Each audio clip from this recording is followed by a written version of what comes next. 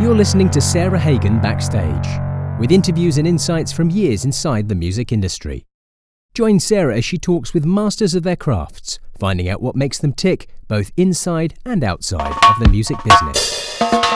Welcome to Sarah Hagan Backstage. My guest today, Brendan Buckley, is known for his years of touring with amazing musicians such as Shakira and Morrissey, and he's also a first-call session musician based out of LA. We are going to talk about his start in music, his touring experiences, his series Drummer Plus Drummer, and his love for the drumming community. So come along with me as I catch up with Brendan Buckley. Brendan, welcome to the podcast. Oh, thank you for inviting me. Thank you so much for being here. You are in a hotel room right now, right? On tour with Morrissey. I am.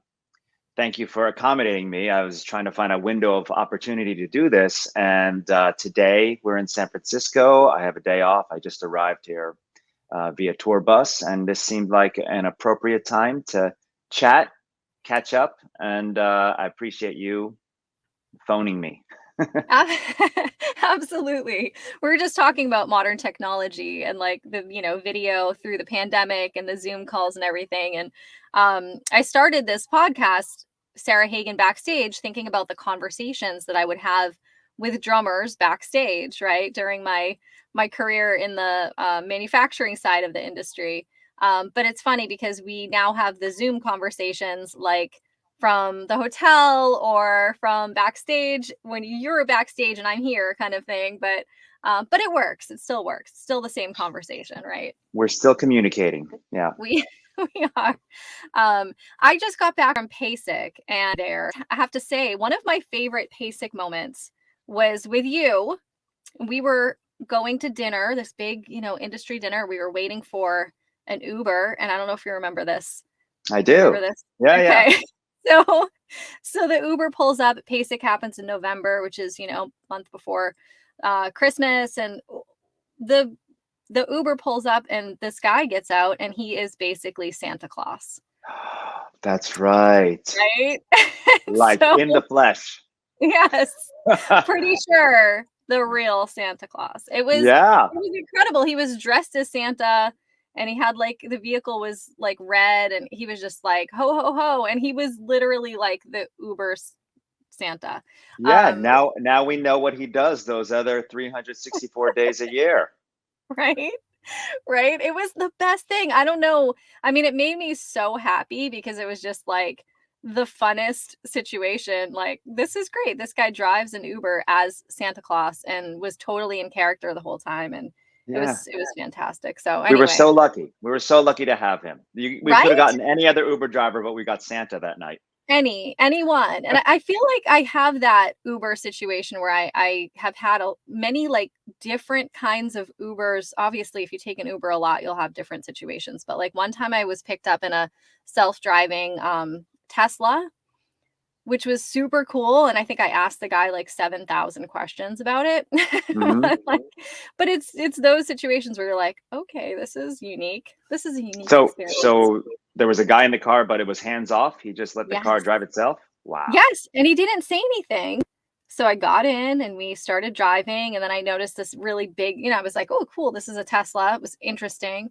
And there was a big screen up in, between the driver and passenger seats up front and at the dashboard. But it was like really big. It was like a laptop screen. And I could see all these like car like little figures drive. And I was like, what is that? It looked like a video game. What is this guy doing? And then I realized his hands were not on the wheel. And I was just like, wait a minute, sir, are you driving this vehicle? Or is this like one of those self-drive? He was like, oh no, it drives itself. And then I was just like, okay, how, and what is this? And what is this screen? And what are you looking at? And how far do you have to keep your hands? Because you have to keep your hands like close to the steering wheel. So anyway, it was an education. It was great. The future is here. Right. There you go. So anyway, that was my PASIC Brendan Buckley story. That was fun times. That was fun times. That was a good weekend in general. It was. It always is. This past PASIC was really fantastic too. It was a Cool. great experience. But okay, enough about that. I want to hear about you, and I kind of want to start at the beginning, really, because I don't know a lot about your start in music and drumming and all of that, and I would love to hear how you got into it. Hmm. Like from the beginning, like childhood Yeah, like stories, or absolutely. Like what triggered you to be like, I have to play drums? yeah. Well, I grew up in New Jersey, and when I was going to school, elementary school, I had lots of different passions, like most kids do. I played baseball, I skateboarded, I did all sorts of things, but I also liked being in the band. So I played trumpet and I took piano lessons and I liked music. Um, and then I remember there being a white no name 5 piece drum set in the back of the band room that no one was using. And I'm Hmm. like, what's that doing there? So I would come down. I remember during lunch periods, I would eat a quick lunch and then go down to the band room and play beats on this kit. I was probably in 7th grade at that point. Kind of beats, you know? Yes.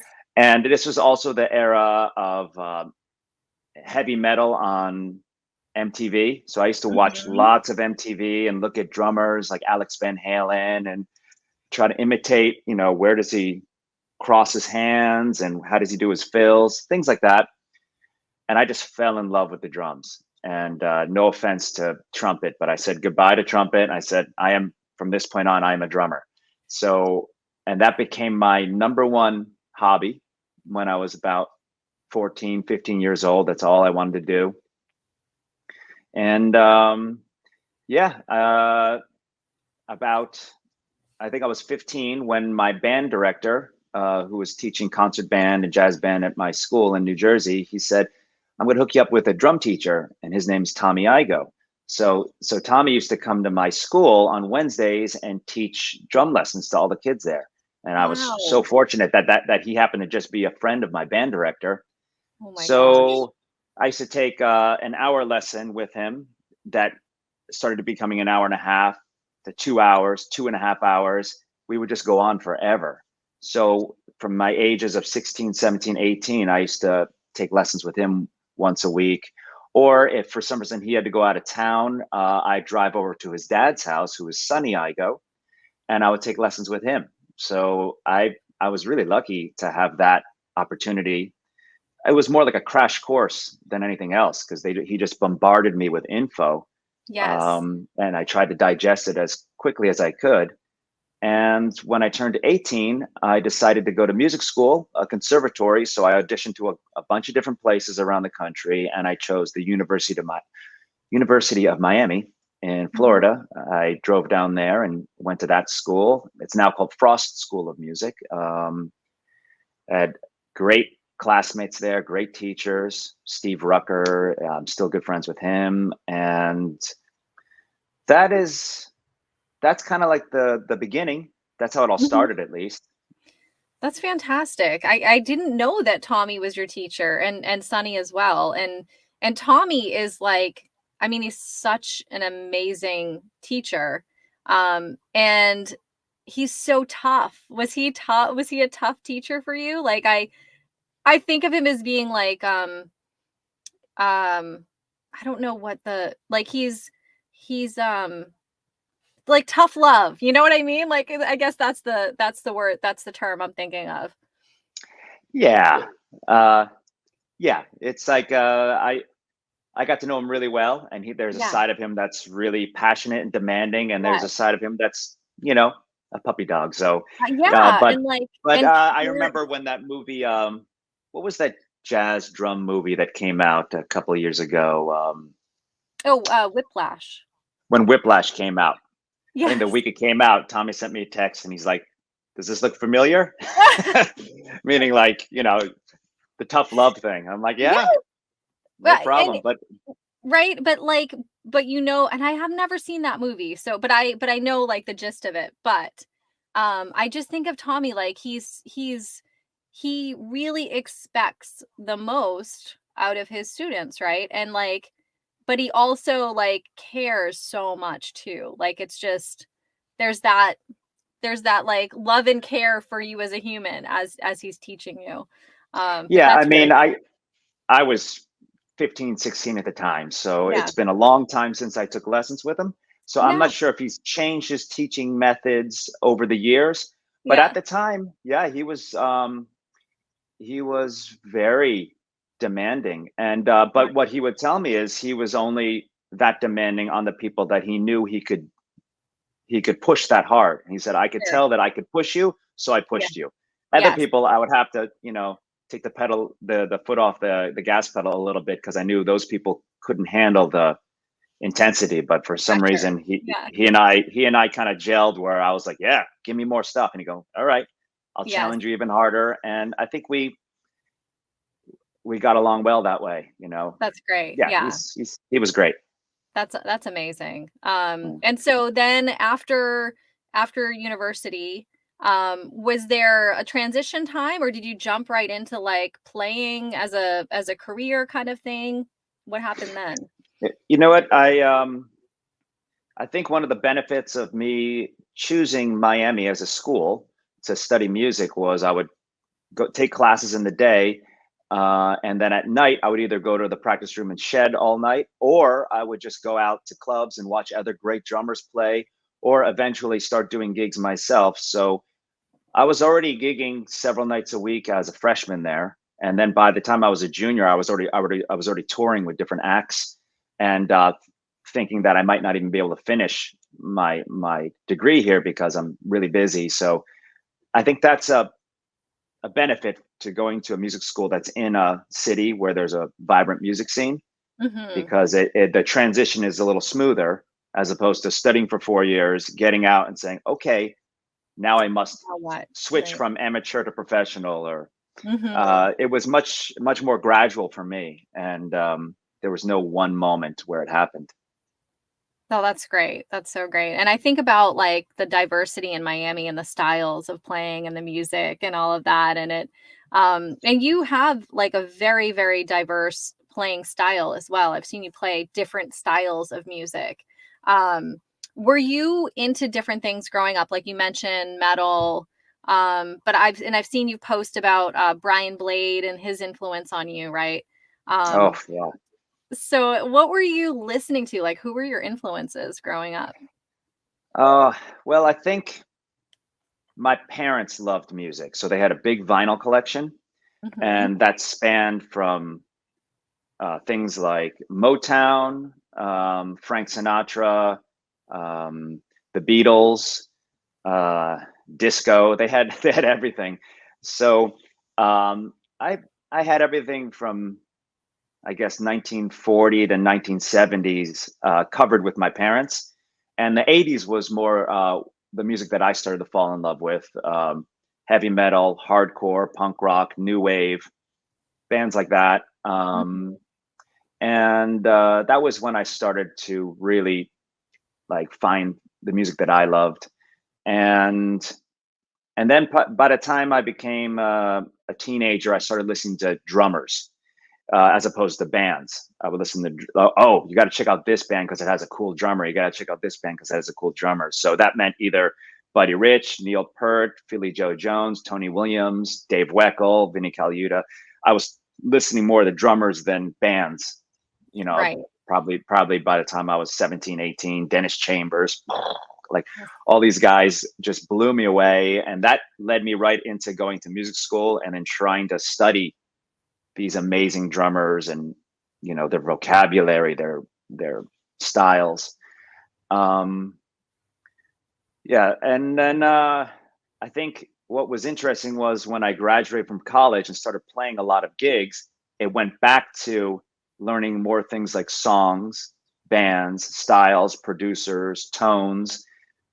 So I got a little bit out of obsessing over drummers and more just getting back into music and how drums function within music. And yeah, it was just like a nice arc. Yeah, that sounds great. And you know, talking about drummers functioning in music, I think one of the interesting things that I learned recently about you was, when I met you, you were playing with Shakira, Hmm. and but I didn't know that you were also like writing and producing with Shakira, Hmm. which is so amazing. And I just am wondering, like, how did you get into that? And is that something that um, studied when you went to university? Was it, what did you end up, like, what was your degree? And then how did that translate into that? Well, I definitely did not get a degree in composition. Right. I went to school to study music education and jazz performance. I double majored in those two things. So I was Hmm. certified to be a high school band director if I wanted to be, Hmm. or but I also played a lot of drum set. But Miami was cool because you can study anything. You just basically Yes. went down every year and signed up for a bunch of courses. I want to take African djembe class, and I want to take timpani, and I want to take fusion. And the teachers would just say, "Cool, as much as you want." So Right. I, I was a sponge there, and I soaked up everything. But I did take arranging, orchestration, composition, all these other music theory, a lot of music theory classes. I took a lot of conducting classes. Mm. So I Hmm. think all those things, just whether I knew it or not, they were kind of keeping me well rounded. And then when you're living in an apartment with other musicians, which I did, all of my roommates were always musicians, so there would be basses and saxophones and guitars laying around all the time. So you can't Hmm. help but pick them up and start fiddling around with them and asking questions like, how do you do this lick, or how do you play this chord? That helped.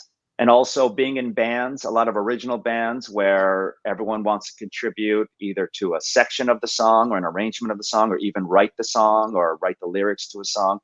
I think if you have those kinds of safe spaces where you're allowed to have input and allowed to give your 2 cents, that's a good um, kind of a launching pad to gain the confidence to have an opinion in the studio or have an opinion when making an album. Hmm. Um, and yeah, so I think all that just led into the idea that, you know, I I think when you're making an album, you can be very helpful in many different ways. You can either just show up and you can play beats and get out. That was helpful. Or you can stay around and help out, play some percussion at the end. Or you can maybe help encourage the singer. Maybe you should do this harmony, or maybe this would be a great lyric. Or you can help with the sounds. Oh, what might be cool here is a guitar tone that does this. And next thing you know, you're co producing the album. You didn't intend that. You were just hanging out and helping, Hmm. and people say, "Hey, I like having you around. Maybe you can co-write a couple songs on my next album, or maybe you can help me co-produce my next record." So I never really thought of myself as that's the career trajectory. I'm still a drummer. I still love the drums. That's my Hmm. number one objective all the time. But when I'm making music with other people, I just want it to be as good as it can be. So if that means closing my mouth and getting out, that would help. I'll do that. If Hmm. that means they want encouragement or direction, I'll do that also. So that led me to co-write and produce on different people's albums, and it's fun. Yeah, and it seems like it's not a case of you being in the right place at the right time, but you putting yourself in the right place at the right time, and like knowing when to speak up and when to be helpful, right? Or when to sit back and like do what you do. That sounds right. Yeah. That's yeah. Sorry, I'm just interpreting some advice there, but yeah, it just sounds like, you are very intuitive about what the artist that you're working with needs from you, basically. Yeah. Every Um, situation's different. mhm, Sometimes someone wants you to come in and just play the beats that are on the albums or the mhm, demos. They'll say like, "Hey, here's the songs to learn them, come in, play, get out." mhm. Cool. I know what Yeah, that job is. Sometimes people absolutely. want a lot of input, a lot of creativity. What do Mhm, you think? What would you do? And if mhm. you have that attitude, like, I don't know, I'm just here to play beats and get out, maybe Right. that's not the right thing. They actually want more. They're like, Yeah, we're not, we don't really love this arrangement, or we don't love the groove. So what would you do differently? And then you should have some ideas ready. I yeah. always think when I'm learning material, either for a tour or for an album or anything, I always think I should have a couple extra ideas ready in case they ask for them, you know? I like that. Yeah, that's great. And so with Shakira, you have had some really great like big playing opportunities, and I'm just wondering like what what are some of them that like were really big for you that were like memorable? I feel like they're all a blur now. Yeah. But no, I, I, more than anything, I feel super grateful Hmm. because I, I got to play with her for more than 20 years. Still plan on playing more gigs with her, but we don't have anything on the books right now. Hmm. Uh, and we've been everywhere. So I feel like one of the biggest memories is just watching her career grow and me getting to visit all these different countries that I never thought I'd ever go to, you know. We've been everywhere. So that was fun. It was a great education for me. Um, but specific memories for shows, I don't know. We did a gig once in the Apollo Theater for Bill Clinton and U2, and they were hanging out there, and they came up on stage. We did all these hugs, and Chris Yeah. Rock was there, and I thought that was pretty wild. I'm like, what's going on? This is weird. I remember playing MSG once, Madison Square Garden, which Hmm. was it's in New York City, and I grew up in New Jersey, and as a music lover, I saw dozens and dozens of shows there myself. So to play that stage, to invite my parents, to put them in the front row, and I think I remember for that show, I took a Sharpie and I wrote like "Hi Mom" on all of my drums, and Oh, with hearts around them, and then asked the video guy if he can do a shot over my shoulder and put it up on the big screen. So I did that for my mom, and she was, so you know, sweet. That's so slightly sweet. touched. Yeah, You just a know, little bit, right? just a That's little bit tough amazing. love. My mom's Right? Korean. She doesn't wear it on her sleeve, but I think I No, I'm got to sure her. that brought a tear to her eye, though. That's Yeah. sweet. Love that. So that And was you, a nice memory, but I don't know. They're all yeah, I to be honest, this uh, all the gigs are that, great. I yeah, like and I playing the know that's, drums.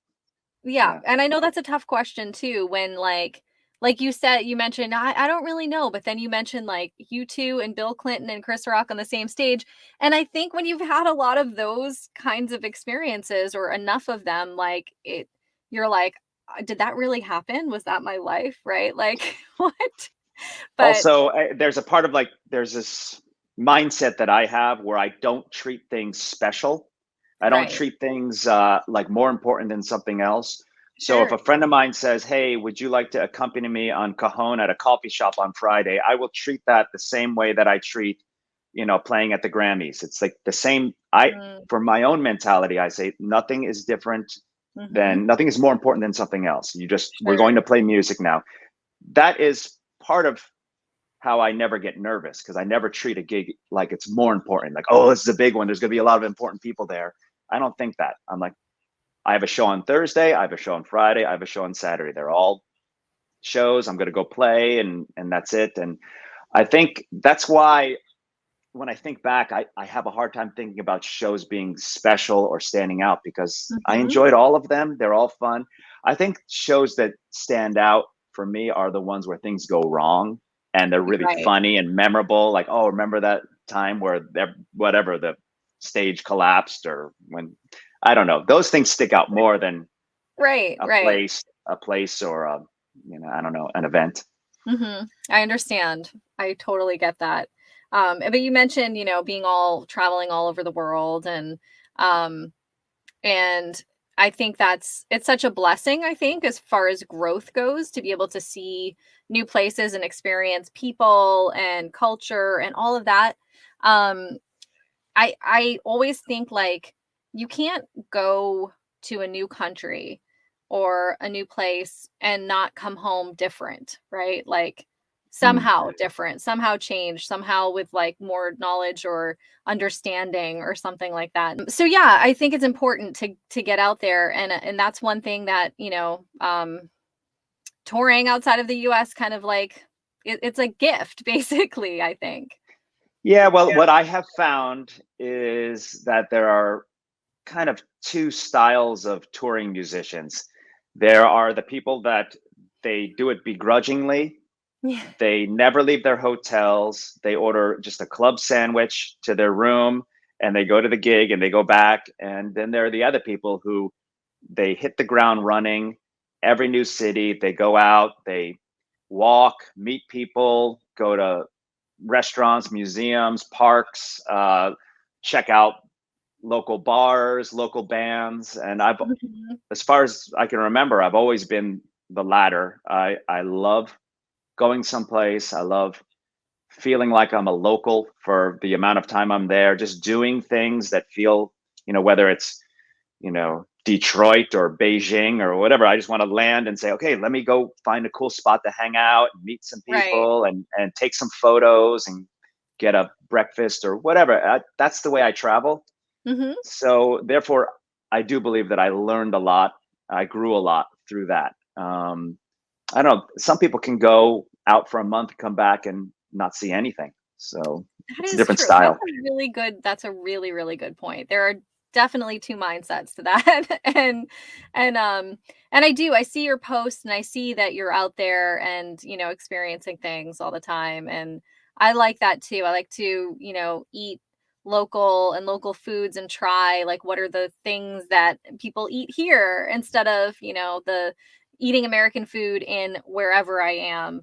Um it's nice to like just try something new and meet new people. And I've experienced I can remember an event that I was at in South Korea where I was at a table where no one spoke English except for me, and I did not speak Korean. And, we were having dinner together and communicating. Like we were Hmm. able to still communicate. And that kind of experience, I think, is changing. It's, I it's agree. I agree. It's a human trait that we want to communicate with others. So yeah, you can pop yourself in another country and people want to express something to each other, and that's a nice yeah, thing to share. right? People will find a way. They Hmm. always will. And so now, like being out with Morrissey, and it's like, I'm sure totally different vibe on stage. And the interesting thing, the thing that strikes me about Morrissey is always the lyrics. I love the music. I'm a big lyric person, and that kind of like pulls me toward a musician or a band. Um, and I love that when you post, show pictures or whatever, there's always a quote there. And Uh, that always strikes me. yeah, you're right. He probably is my favorite lyricist out of all the music that I listen to. So, and I don't know. I have a love-hate relationship with social media in the first place, but Yeah.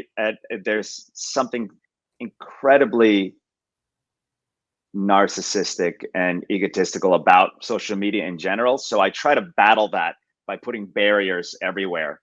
And so one of the things is if I do that, I put someone else's words instead of my own words. I'll put his words as opposed to check me out on the stage of blah blah blah. That's one thing I could say, or I can just put a lyric from his music that night, and I'm like, that's much better. I like that better. And, I try to Yeah. have as few me's, I's, and all those words in anything I write about. I always try to make it, if I can, try to make it more about something else or some other people or some other event or Mhm. this is who I'm sharing time with today or this is where I am today. But it's not just me, me, me, me, me, me, me, me, me, me. So I think maybe I subconsciously do that thing you said with the lyrics just because it makes me feel like I'm sharing uh, the group that I'm with, not Sure. me personally. Sure, you're sharing the music or the Yeah, musicality of what you're doing, basically. Um, yeah. but it also kind of like fits with whatever photo you're posting. So that is a talent that you have, I have to say. Like that's pretty amazing. And to be able to continue, because I understand where you're saying like social media, um, the love-hate relationship, I get it. 100%. It's tough Mm. a tough balance because it's like, okay, well, this is something that we have to do now. Do we like it all the time? Probably not, but it feels like to be able to be in a space with contemporaries, like you have to be there on some level. But that's a good Yeah. way, that's a good take on it. And I do think that a lot of what you post, in particular, the positive messages and thought-provoking posts, I think are great as well. So yeah, Thank you. Thank you for absolutely. saying that. Yeah. I don't know. There's no rule book. We're Yeah, just making it up as we go along, and right, everyone has their own way of doing things. right. So I'm not saying that someone else is doing it incorrectly, but I think you have to ask yourself, what is your comfort zone, or what do you want to share? Like Yes. what types of things do you want to throw out there into the universe? You Yeah. know, if it's Yes. just selfies at the pool, then so be it. That's what I want Right. to share. Or if it's something else, something maybe motivational, or something Mhm. funny, or something thought provoking, or beautiful, or Mhm. anything, I try to lean more toward that stuff without sounding pretentious. But I feel like if I'm going to put anything out into the universe, this cluttered universe that we already have, maybe it should help somebody, or, Yeah. either with a laugh, or with a thought, or with a smile. Absolutely. I agree with that too. I try to keep things positive and fun and, as benign as possible, I guess maybe is the right word. Eh, while also like being encouraging of others and all of that. And what Just I as have learned I have learned that people will nowadays, they'll go to your Instagram or Facebook or TikTok or whatever, and they will check it out, and they will decide that that's what you're like, or that's who you are. Mhm. So there have been several jobs that I've done where the audition process was mostly based on my Instagram. Wow. Not that I'm an Instagram drummer, but I do it. Right.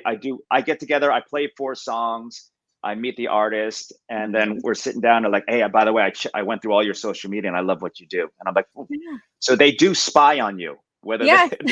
sometimes they don't admit it, but they'll check it Yeah. out and they'll say, is this person an irate lunatic, or is this person, Yes. whatever, uh, And I mean, contributing to society. They look at those things, and yes. they make a selection through that too. So it is, in some ways, it's a resume.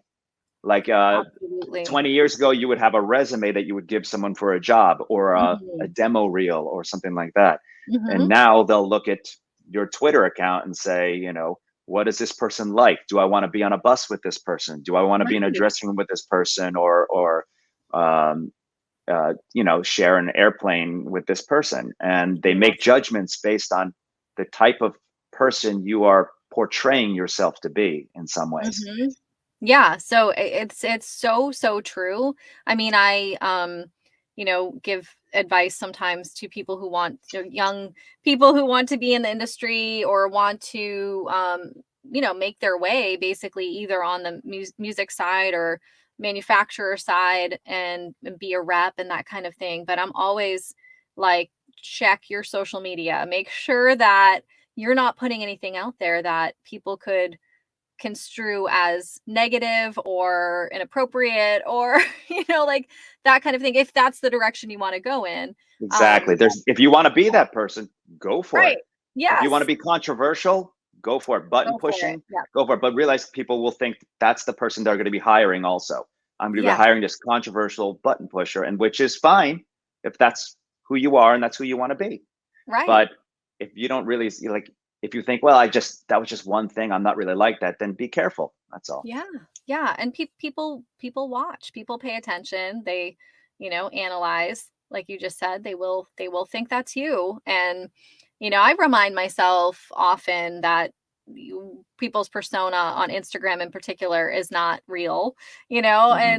and it's, or a lot of the time it's not real, but um it is interesting, the dynamic. And that's why I said, like, we have to do it because you're getting work from it, right? And you're hearing from people that they are checking up on what you're doing there. But it is a balancing act, I think. I think it really is.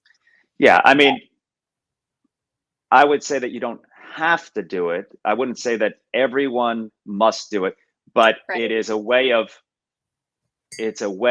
proving to the community that you exist, which Right. is Right. it, you know, so if you want to, I have some friends who don't have social media accounts and they work a ton, but they Sure. are anomalies. They're so talented that they don't need it.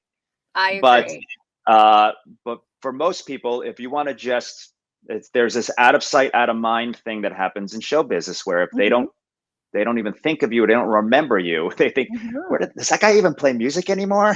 Right. So it's just a way of existing. I mean, reminding people that you are still alive and that Yes. you exist and you have a heartbeat. And so in that way, it is. I don't want to say necessary, but it is useful. Yeah. Yes. Useful is a good word. I like that. And one thing that you did, and I think you started this during the pandemic, but correct me if I'm wrong, but the posting the drummer plus drummer videos, was that something you started during the pandemic? That was my pandemic project. Some Yes. people baked sourdough, and that's what I did. Yeah. The other drummers that you're playing with on those videos, if anyone listening hasn't seen those, check them out. Drummer plus drummer, they're so great, and you have like, top drummers playing with you and collaborating, and it's so good. Thank you very much. Yeah. I mean, I well, there's a lot I could say about that, but I mean, I basically just wanted to do it with friends. I Mhm. didn't think to myself, I want to do something that's a project where I get the most famous drummers in the world, and I do Mhm. this. It was just something that I have friends who are really talented and they have recording setups at their studios or their houses or something. So that was my initial idea was, man, you have a studio, you sound great. We should do a little duet and then like 1 minute Mhm. long and put it on the internet. And it started with that. And everyone I selected, I curated basically was just someone that I love their drumming and I'm already friends with them and they have Mhm. some kind of recording setup. So yeah, that's how it all started. I wanted to be as easy for the other person as possible, so I'm not burdening them, and I just wanted to be fun and musical, and it's kind of like a love letter to the drum community. I wanted to do something where I could put it out and show people how fun drumming is and how great these other people are and how musical these other drummers are. Yes. Yeah, and it looked like so much fun too. It looks like so much fun, I should say, because um you know, I I just I hope you just keep doing them because it's one of those things during the pandemic we all needed to kind of keep in touch with each other, keep playing, keep updated, and that's actually why I started the podcast too, and I never really thought like it would continue. It was more like, let me keep in touch with my friends and promote what they do have going on. And also we talked a lot during the pandemic about the pandemic and how everybody was feeling and all of those things. So, it is those kinds of things I think pulled us all through just seeing each other, even if it was virtual. Yeah, I think I wanted to do something creative. Hmm. I felt during the lockdown I felt a little stagnant. Hmm. If you're someone who's just making music every day and it stops, I wanted to do something musical. And there are already so many good podcasts out there, like yours and others. So I'm like, I can't do another podcast. There's so many good ones Hmm. already. So I can't. That was my little idea was I'll do something without any talking. I talk so much anyway. I'm such a blabbermouth that I'll do something that has no talking, and that'll be my own way of doing it. And yeah, for the first year, I made a goal to do 50 in a row once a week. So I did 50 every Monday, and I kept to that schedule. And it was challenging sometimes to try to Hmm. squeeze those out, but I did that. And now that I'm here working all the time, I do one a month, and that's the Great. schedule I'm on now. Yeah, but it's so great they're still doing them because it's something that I enjoyed watching and still enjoy. And if anyone hasn't checked them out, check them out. They're so good. I love the Kenny Aronoff one. Um, Man, yeah, it's it was just he's just such great. a yeah. Kenny's got so much energy, and I bumped into him once at a party. He's like, "Man, we gotta do one of those together." I'm like, "Would you?" He's like, "Yeah, I'm gonna send you something. I'm gonna send you something on Monday. Yeah, we're gonna do it." And I'm like, "All right, cool, let's do it." Yeah, I'm That I'm honored that, like, I mean, come on. I mean, all of my, I never, like we're talking about shows earlier, I never make one guest more important than the other. Every one of them is equally important to me.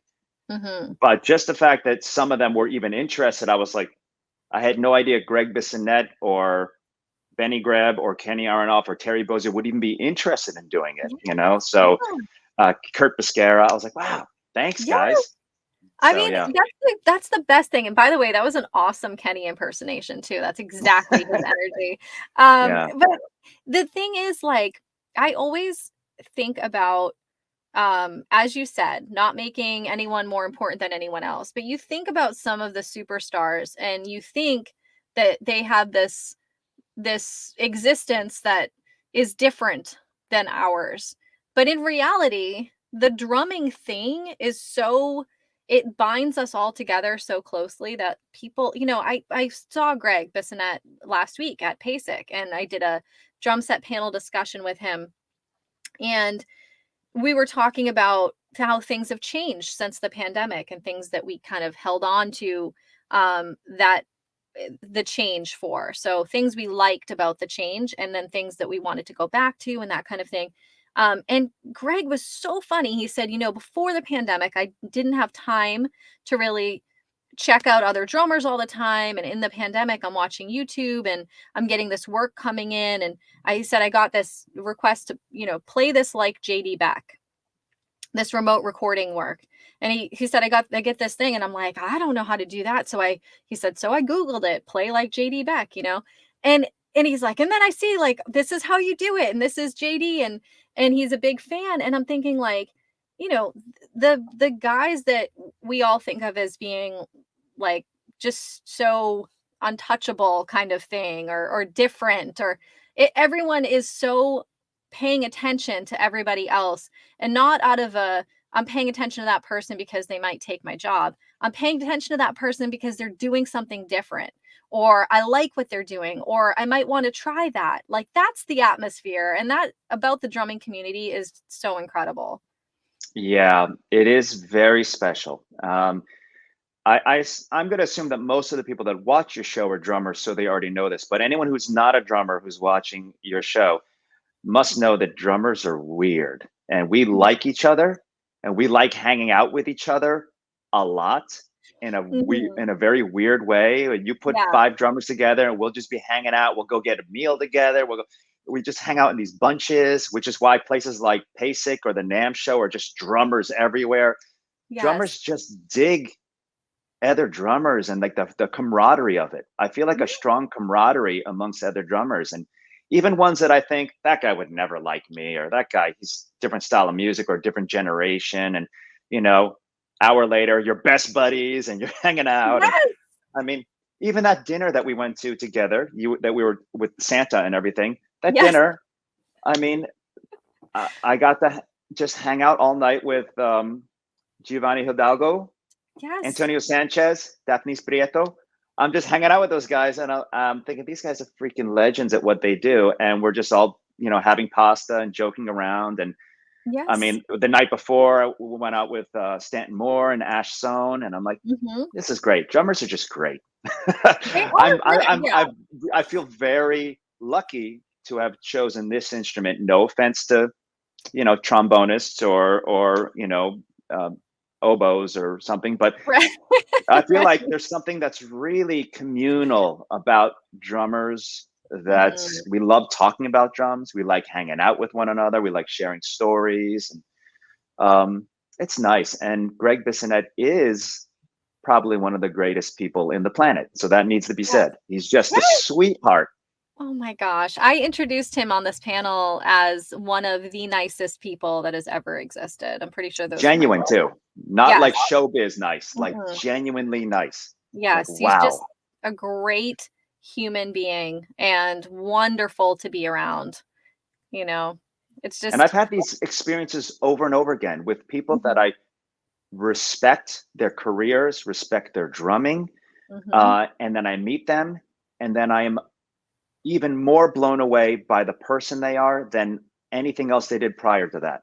Yes. You know, I adore Greg. I adore Benny Greb. The first time I met him, we just chatted about life for like 2.5 hours, and I'm like, man, this guy's a deep soul. I love this guy, and so many people I meet like that they're way deeper than I initially thought, and then I just wind up just really, really connecting with them. Yeah, it's amazing. It is amazing. And I say it too much probably, but it's like this big family and everybody just clicks and takes care of each other. Maybe it's even better sometimes than than family, but Yeah. it's beautiful. It's a beautiful relationship. And I don't find that in a lot of other situations. I just, there's not a obviously there's competition everywhere, but it's not like that. Somehow it's just not. Um it's not, if you want to know like how so and so played something that they played on blah blah blah, they're going to show you and explain it and share. And there's no real like uh weird feeling about that. It's not like, no, this is mine and you can't have it. It's like, yes, share with me. Let me help you. Let me help you get better. And then you'll help me in this way, and it's just it's beautiful. Yeah. I'd like to think that everyone's like that. I'm not sure if everyone's like that, but I mean, everyone that I'm in contact with is like that. And Right. I live in Los Angeles, and Los Angeles is a hub of just countless fantastic drummers, like the top of the top. And I've explained this to other people. It's strange that most of my best friends are also my competitors. Yes. And because I'm a freelance drummer, I Mm-hmm. I get jobs through recommendations or auditions or whatever. And there are often times where they're considering for a tour or an album, they're considering me and two of my best friends. Mm-hmm. And I have to think, well, either I get this job or that guy gets this job or that guy gets this job. And whatever happens, all three of us are gonna go get a cup of coffee the next morning and hang out, which is weird. Absolutely. They're Yes. they are my best friends and my enemies at the same time, but it Yes. doesn't feel that way because of, like you said, the support system. The Right. support system is, if you get a job and you're busy, then it's kind of like an unsaid thing that you're going to pass on work to the people who didn't get selected for that job. Mm-hmm. You're like, Mm-hmm. oh, I get this tour, but all the work that I get called for the rest of the month, I'm going to give to this guy, and if he can't do it, he's going to give it to this guy, and he's going to give it to this guy. So we try to keep food on the table for everyone. Absolutely. Yeah. Share and, be helpful, recommending people that you believe in, right? And that kind of thing.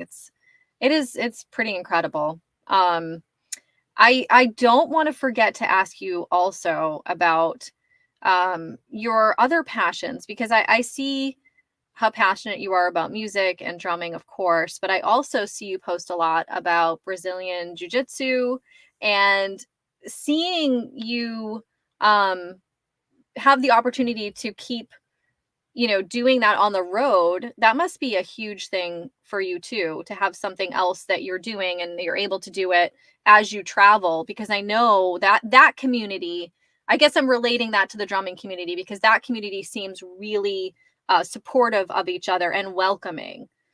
It is. I've done a lot of martial arts over the years, and I found that the Brazilian Jiu-Jitsu people are the most like drummers. It's like, it's a very similar community where the second you tell them you do Jiu-Jitsu, they're like, "Ah, my brother, Yes. you're in this community," and it's a lot of hard work, it's a lot of competition, and it's a lot of healthy competition, and it's a lot of motivation, and it's been a good thing for me to do something outside of music, because a lot of musicians can suffer from burnout, where they put so much time and so much effort into something that sometimes they just get disheartened with the business or with a result or with a lull or a plateau or something. So it's kind of good for your mental health to do something outside of your main job, that you don't have to be number one. You don't have to worry about failing. You just have to show up. Right. Just show up and do that activity. That could be yoga, that could be cycling, that could be mountain climbing, it could be cooking, whatever. but Right. maybe you have your career and your passion that you focus on and you do everything and you're intense with, and then maybe have a secondary thing that you can do, but you're allowed to fail. You're allowed to Right. suck. But you could still love it and put a lot of time into it, but you don't have to worry if you're not number one. Mm. And that, I think jiu-jitsu has filled that void for me and served that purpose, where I do it a lot. It's very challenging, it's very motivational, and it's very community oriented. But I don't have to worry about, winning a gold medal every year. I can just show up and do it, and that's enough. Yeah, and that's important too, I think, to have an outlet that is creative. If you're a creative person, I mean, you are, it's an art form really, but it's a lot of strategy and a lot of discipline and a lot of anticipating the next move. Um, Yeah. For you people who know, don't know what jiu-jitsu looks like, it's kind of like a combination of wrestling and judo and submission grappling. So it's a lot of attacking people, not a lot of punches or kicks, but a lot of Mhm. choking and arm bars and, tackling people, things like that. And the moves are endless. They call it chess because everything is determined. It's an action reaction thing. So Mhm. your opponent does something and you have a list of options that you're supposed to go through in your Rolodex of your brain, depending on what's happening, and counter and counter, counter, counter, counter until someone gets an advantage. And it is a lot. When the class is over, you're not only you're tired, but your brain is spinning with all of these options of what went well, what didn't go well, and it's really good for your brain. Right. It's a mental workout as well, right? Yeah.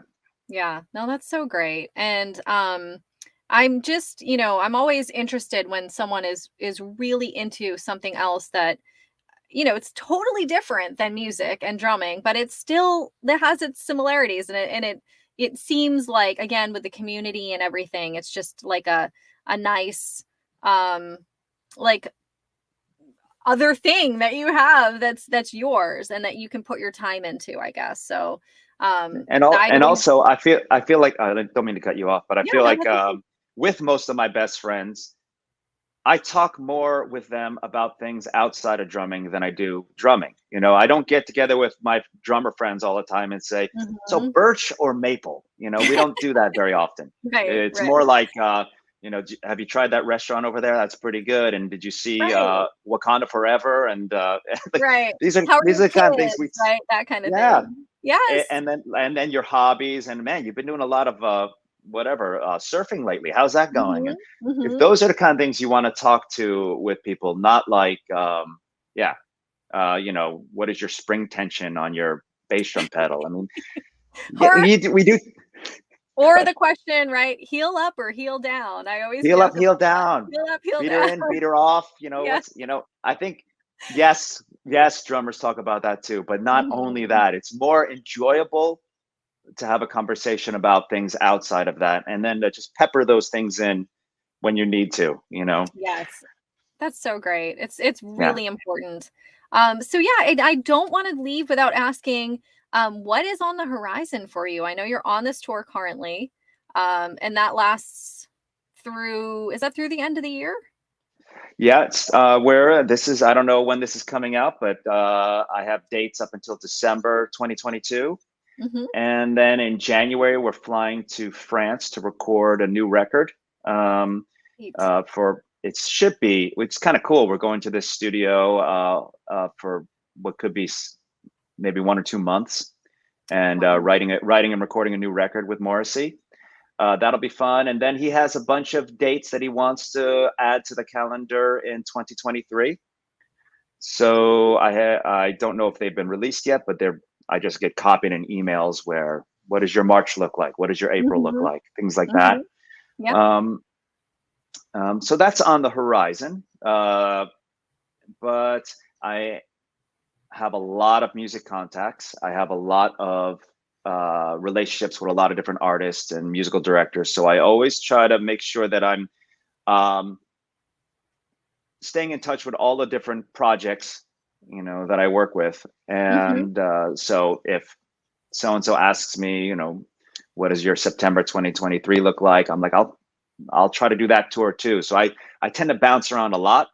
If anyone notices, sometimes even when I'm on tour, I'm off doing gigs with other tours in between on my off days. Yes. I just like to, maybe I'm a people pleaser. So maybe I like to, if an MD calls me up and says, can you do these 2 shows? I'm like, I'll try, and I'll fly over and do those 2 shows for him.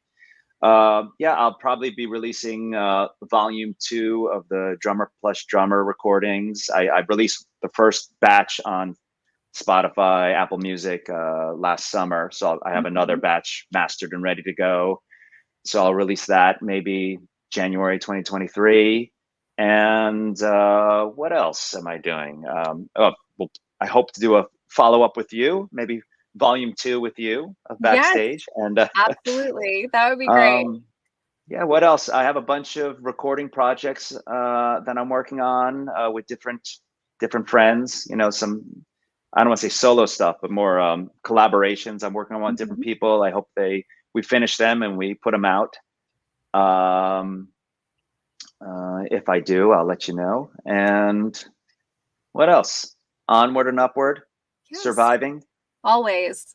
Yeah. We just have to.